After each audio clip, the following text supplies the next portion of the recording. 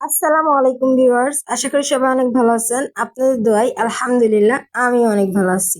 প্রতিশ্রুতি পথের পাঠশালা যেই সংস্থাটি শিশুদের নিয়ে কাজ করা হয়, তো বাচ্চাদের আমরা কেক খাওয়ানোর জন্য একটি কেক নিয়ে গুচ্ছ গ্রামে গেছিলাম, বহরপুর, যেখানে প্রতিশ্রুতি পথের পাঠশালা অনেকেই প্রাইভেট পড়ায়, মানে স্বেচ্ছায় প্রাইভেট পড়ায়।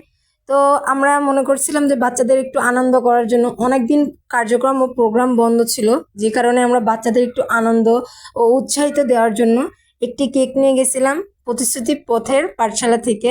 বাচ্চারা কত খুশি দেখেন, আসলে এই ভালো লাগা কখনো আসবে না। আমরা কেক কাটতেছি আর বলতেছি হ্যাপি বার্থডে প্রতিশ্রুতি পথের পাঠশালা, বাচ্চারা কত খুশি।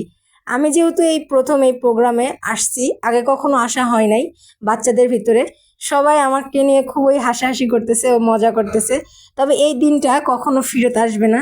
পরে আমি কেক নিয়ে বাচ্চাদের মুখে তুলে তুলে দিচ্ছিলাম। এখানে যতগুলো বাচ্চা দেখতেছেন, সকল বাচ্চা এক সময় এই প্রতিশ্রুতি পথের পাঠশালাতে পড়াশোনা করত।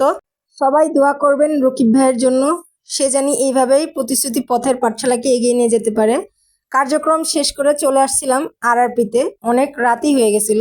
আমরা আবার ওইখানে আমার এক বোনের বাসায় বসছিলাম, তো এর জন্য আমার খালাতো বোনের বাসায়, পরে ওখান থেকে চলে আসলাম। আসার পরে সবাই যার যার মতন বাসায় চলে গেছে।